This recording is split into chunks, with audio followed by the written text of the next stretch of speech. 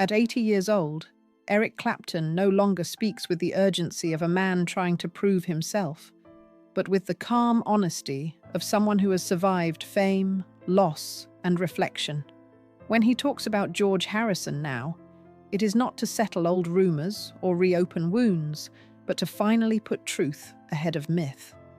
For decades, their relationship was reduced to headlines, rivalry, and a complicated love triangle. Yet that version never captured its emotional depth. Clapton acknowledges that age has softened his need to explain himself and sharpened his desire to speak plainly. What remains most vivid is not controversy, but gratitude. He describes Harrison as a brother in spirit, someone whose presence shaped his understanding of music, forgiveness, and humility. At this stage of life, Clapton is less concerned with legacy and more focused on clarity, offering a perspective shaped by maturity, accountability, and enduring respect for a friend who profoundly influenced his life. Roots of a restless musician. Eric Clapton's emotional depth was shaped long before fame entered his life. Born in 1945 in rural England, he grew up under complicated family circumstances that left him quietly searching for belonging. Music became both refuge and language, especially the blues, which spoke to him with honesty and emotional gravity. From an early age, Clapton gravitated towards sounds that carried pain, resilience, and truth, absorbing the work of American blues legends with near reverence. This grounding would define his artistry and separate him from many of his contemporaries. His early success came not from chasing trends, but from devotion to authenticity, even when it meant walking away from commercial opportunity. That same devotion later shaped his friendships, including his bond with George Harrison. Clapton was drawn to people who valued sincerity over spectacle, depth over display, and music as expression rather than competition. Crossing paths with George Harrison, Clapton and George Harrison connected first as musicians, but their relationship quickly grew beyond collaboration.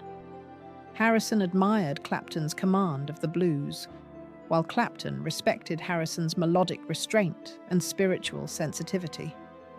Their creative exchange was rooted in mutual trust, most famously when Harrison invited Clapton to play on While My Guitar Gently Weeps.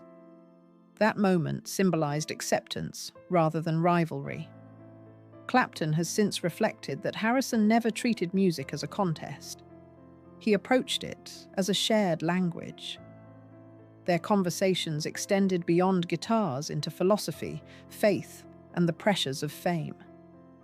What united them most was an understanding that success did not guarantee peace. In hindsight, Clapton recognizes that Harrison offered something rare in the music world: quiet encouragement without ego. That foundation made their bond resilient, even when life introduced complexities that could have easily destroyed a lesser friendship. Love, guilt, and complicated truths. One of the most painful chapters in their shared history involved Clapton's feelings for Pattie Boyd, Harrison's wife at the time. Clapton does not frame this period with justification or drama, but with accountability. He admits the situation caused real hurt and lasting discomfort, especially for Harrison. What surprises him most in retrospect is not the conflict, but the grace Harrison showed afterward. Clapton acknowledges that his emotions were intense and confusing, and that music became the only honest outlet he had at the time. Songs born from that turmoil were not meant to betray, but to survive emotionally. Looking back, Clapton describes Harrison's response not as weakness, but as strength. Forgiveness did not erase the past, but it allowed them to move forward. Clapton now sees that Harrison's ability to separate human mistakes from human worth shaped his understanding of compassion more than any lesson fame could teach. Brotherhood beyond rivalry.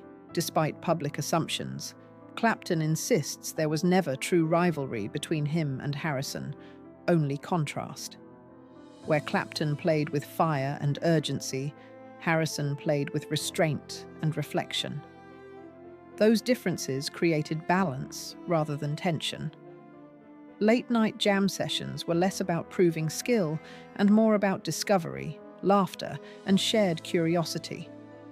Clapton recalls moments of silence between notes that felt as meaningful as the music itself.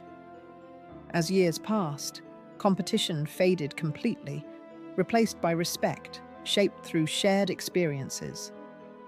Even after personal complications, Harrison never closed the door. Clapton now understands that this openness was intentional, rooted in Harrison's spiritual outlook. Their bond survived because it was never built on image or status. At 80, Clapton recognizes that what endured was not fame or success, but the rare comfort of being understood without explanation by someone who shared the same creative language. Loss and the weight of absence. George Harrison's passing in 2001 marked a turning point for Clapton that words still struggle to capture. He describes the loss not as sudden, but as deeply final, leaving a silence that felt permanent. During Harrison's illness, Clapton visited often, sometimes speaking, sometimes simply sitting together. Those quiet moments, he says, revealed more about friendship than decades of performances ever could. After Harrison's death, organizing the tribute concert was not a professional obligation, but a personal necessity. Music became a way to honor presence rather than mourn absence. Clapton now views that concert as one of the most meaningful acts of his life, not because of acclaim, but because it reflected love without condition. Even now, Harrison's absence feels active rather than distant, shaping Clapton's understanding of time, gratitude, and the responsibility of remembering people truthfully rather than mythically. Survival, sobriety, and clarity. Clapton's reflections on Harrison are inseparable from his own journey toward stability. For many years, personal struggles clouded his ability to fully appreciate the people around him. Choosing sobriety in the early 1980s was not a single decision, but a long process of reclaiming clarity. With time, recovery allowed him to face guilt, grief, and responsibility without avoidance. He credits this clarity with helping him understand the depth of Harrison's forgiveness and patience. Sobriety did not erase past mistakes, but it allowed him to see them honestly. Overcoming harmful habits became less about discipline and more about respect for life itself. Even smaller victories, such as letting go of long-standing routines that no longer served him, reinforced a sense of agency. Clapton now views survival not as endurance, but as growth, made possible by support, accountability, and the willingness to change. What George taught him about music. At 80, Clapton speaks about Harrison not as a legend, but as a teacher. He learned that music does not need dominance to be powerful, and that restraint can carry deeper emotion than excess. Harrison's approach was never about being the loudest or fastest, but about serving the song. That philosophy gradually reshaped Clapton's own understanding of artistry. He now believes that music's highest purpose is connection, not admiration. Harrison showed him that generosity in art mirrors generosity in life, and that ego is often the greatest obstacle to beauty. This lesson continues to guide Clapton's late-life perspective, influencing how he listens as much as how he plays. Harrison's presence remains woven into Clapton's musical identity, not through technique, but through intention. It is a legacy measured not in notes, but in mindfulness, humility, and emotional honesty. The truth that finally remains. In the end, Eric Clapton's truth about George Harrison is simple, stripped of drama and distortion. Beyond the fame, the complications, and the years of speculation, Harrison was a constant source of kindness and balance in his life. Clapton no longer feels the need to defend the past or romanticize it.